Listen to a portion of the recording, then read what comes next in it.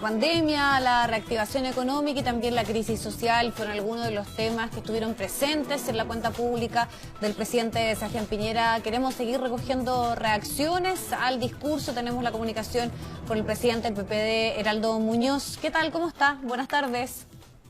¿Qué tal, Viviana? Buenas tardes. Bueno, me gustaría obviamente partir por conocer sus impresiones a una cuenta pública marcada por un contexto súper especial, obviamente una crisis profunda que tiene nuestro país, muchas también manifestaciones que se desarrollaban en paralelo en las calles, pero un foco puesto claramente en la reactivación y sobre todo la creación de empleo. ¿Qué análisis hace de lo que ocurrió ayer? Bueno, yo creo que fue una cuenta pública decepcionante, pero por otro lado tampoco habían grandes expectativas. A mí me habría gustado alguna autocrítica por parte del presidente de la República, una mirada introspectiva respecto a lo que fue el 18 de octubre y no solo una visión reduccionista centrada en aspectos de violencia de lo que sucedió después del 18 de octubre y una visión también más autocrítica respecto a la pandemia, a la estrategia fallida sanitaria que nos llevó en primer lugar a estas cuarentenas dinámicas y sectoriales, luego al retorno seguro y después con todo el tiempo perdido a un avance en la dirección de lo que debiera haber sido testeos, trazabilidad y aislamiento. Pero bueno, eso no ocurrió y voy a la pregunta. Hay una parte que se centra en la reactivación y eso es extraordinariamente importante porque las cifras que acabamos de conocer son realmente muy preocupantes. Estamos hablando de prácticamente 3 millones de personas desempleadas, no solo los 2 millones que son directamente que han perdido sus empleos, pero alrededor de 1 millón que han sido parcialmente desvinculados y que están con seguro de cesantía. Entonces eso requiere efectivamente un plan de reactivación muy potente. No vi muchos detalles. Hubo un solo aspecto que quiero valorar, que fue el anuncio en obras públicas de inversión de 4.500 millones de dólares adicionales al presupuesto de aquí al 2022. Yo espero que no haya letra chica en este anuncio, porque ya estaba percibiendo que parece que el subsidio de arriendo va a ser parte de esas platas. Espero que me equivoque y no sea así. Pero eso es algo que va en la dirección correcta porque hay que poner mucho financiamiento para estimular el empleo, particularmente de mujeres, de jóvenes, particularmente mujeres que han perdido mucho más el empleo que hombres, pero en general para la población que está en una situación absolutamente inédita, incluso peor de lo que experimentamos en el año 82. Así que eso es lo rescatable, pero el resto, las omisiones por parte del presidente de la República y su llamado al diálogo, que francamente no llega a ser creíble, porque tantas veces hemos estado disponibles para dialogar y no ha escuchado a los asesores científicos y no ha escuchado lo que le dijimos, que había que transferir platas directamente a los sectores más vulnerables y a la clase media. ¿Por qué ese diálogo y ese llamado no es creíble? Y además también ahí retomo lo que usted estaba planteando de que tal vez en este momento se requiere un esfuerzo especial, se habla hasta de políticas contracíclicas, efectivamente, que muchas veces buscan reactivar la economía y sobre todo la creación de empleos, que sabemos que es fundamental en un contexto tan difícil, ¿no? Que puede durar tantos meses, que está afectando al mundo entero por esta pandemia. Entonces, ¿por qué ese llamado para usted no es del todo creíble o certero a lo que se planteó ayer? Porque el presidente y su gobierno ha llegado siempre tarde y con montos insuficientes para las necesidades extraordinarias de un momento de crisis. Si uno mira a otros países han llegado con medidas potentes, robustas, de inmediato, de aislamiento, de cuarentenas con testeos, con trazabilidad, con financiamiento importante a toda la población, sin buscar el focalizar en las platas que llegan, porque en momentos excepcionales las platas tienen que llegar. Eso es lo fundamental. Puede que le llegue a alguna familia que no lo necesitaba, pero lo importante es que nadie quede fuera. Y eso lo han hecho otros países, lo han hecho países que han invertido una parte muy significativa de su Producto Interno Bruto. Entonces, por eso es que al presidente no se le cree lo suficiente como para decir, mira, esta vez entonces van a enmendar el rumbo y van a escuchar. Mire, lo que nosotros pensamos es que de todas maneras hay que estar abierto al diálogo porque hay que evitar un daño aún mayor de un mal gobierno. Y lo que importa entonces es que el presidente termine los 20 o 19 meses que le quedan de manera, sin que haya una profundización mayor de la situación de crisis que tenemos. Y eso creo que es lo importante. Pero la experiencia nos dice que este gobierno no escucha.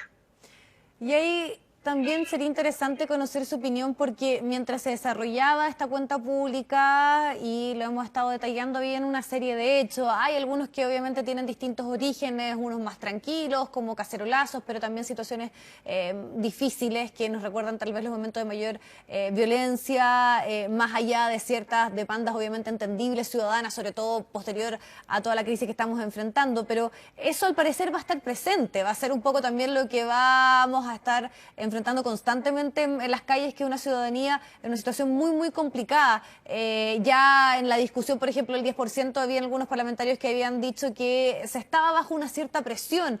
¿Cómo ve ese contexto, ese clima, que ya es algo persistente también en nuestro país y que muchos adelantan, y ya se ha hablado tanto de este posible estallido social 2.0? ¿Qué análisis hace de eso? Bueno, en primer lugar, creo que las presiones sobre los parlamentarios provinieron del propio gobierno, porque los propios parlamentarios de Chile Vamos, de hecho, denunciaron presiones enormes sobre los parlamentarios de la coalición de gobierno para que no votaran a favor del retiro al 10%. De modo que aquí, si hubo presiones, claramente fueron del lado del gobierno. Ahora, las presiones en las redes sociales, ¿para qué vamos a hablar de eso? Lo que tenemos un fenómeno de encapuchados digitales hoy día con las redes sociales, y el hecho que las propias compañías que son dueñas de estos medios sociales no hacen lo suficiente como para que no exista intolerancia, odio, etcétera, en las redes sociales. Y por otra parte, bueno, yo condeno absolutamente, rechazo absolutamente cualquier expresión de violencia, porque lo consustancial a la democracia es el diálogo, la discrepancia y la resolución de las discrepancias por la vía de los acuerdos, o por último de las votaciones, que es como se dirimen las diferencias en democracia. De modo que no puedo estar más en desacuerdo con cualquier punto de vista, sea de derecha, de izquierda, de centro, de cualquier espectro, parte del espectro político, que busque en la violencia el presionar a un determinado sector u otro. Eso tiene que ser erradicado de la política nacional, y creo que, en definitiva, lo que ha habido es una votación donde los parlamentarios votaron en conciencia, escuchando a la ciudadanía. Por favor, ya 5,5 millones de personas han retirado su 10% de los fondos de pensiones. Eso quiere decir que la ciudadanía quería de manera abrumadora lo que votaron los parlamentarios. Así que aquí no se puede hablar de presión, sino que más bien de interpretación de lo que la ciudadanía estaba queriendo en ausencia de transferencias directas de financiamiento a las familias de clase media y a las familias más vulnerables. Claro, y además también estamos hablando de solo 2 días, o sea, estamos pensando en las primeras horas en que esto se pudo hacer y que muestra, y a nadie puede dejar indiferente el nivel de angustia que muchas familias están enfrentando. Pero ahí se produjo un hito. Liliana, nosotros propusimos a todo esto una observación pequeña. A todo esto nosotros propusimos la extensión de 1 año para que las personas pudieran retirar en el momento que estimaran adecuado el 10%, porque puede haber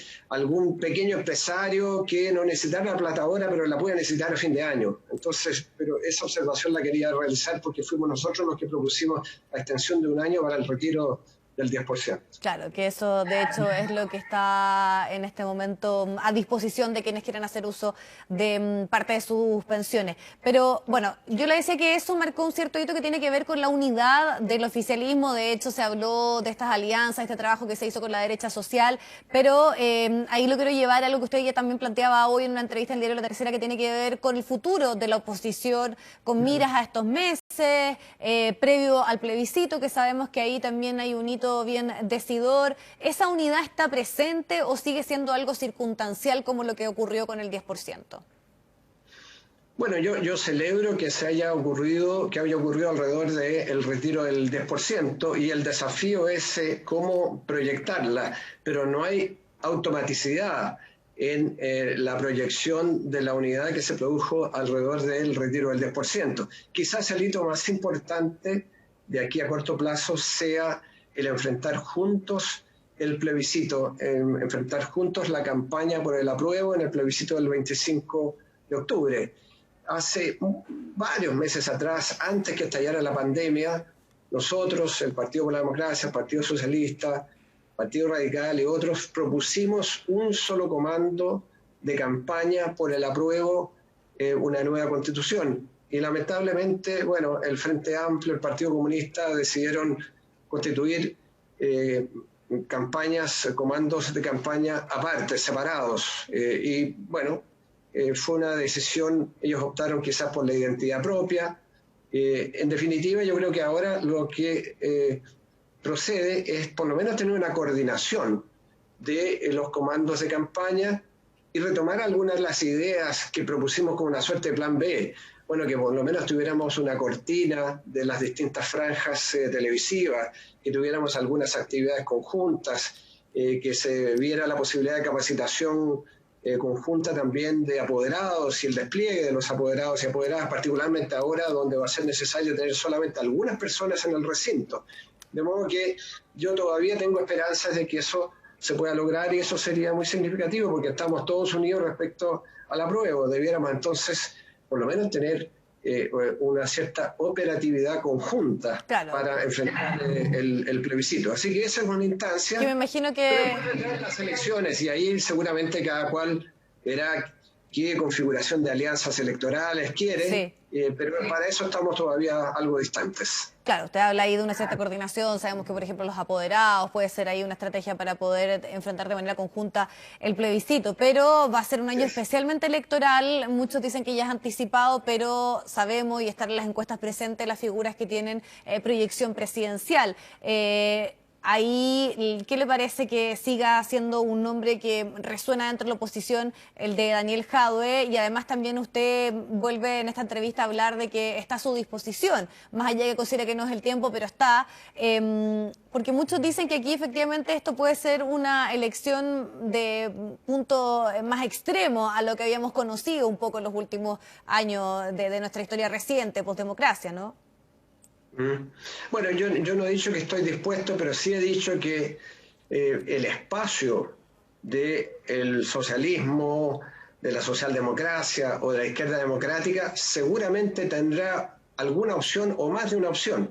Y eso me parece muy importante porque hasta ahora yo creo que es perfectamente legítimo que el alcalde Jadwe tenga una aspiración, incluso anuncie su disposición de ser candidato presidencial en medio de la pandemia. A mí me parece absolutamente inoportuno. Pero porque la gente creo que hoy día está pidiendo respuestas a sus angustias y no candidaturas presidenciales. Lo mismo el alcalde Lavín, que si bien no lo ha expresado claramente, en la práctica ya es una suerte de precandidato presidencial.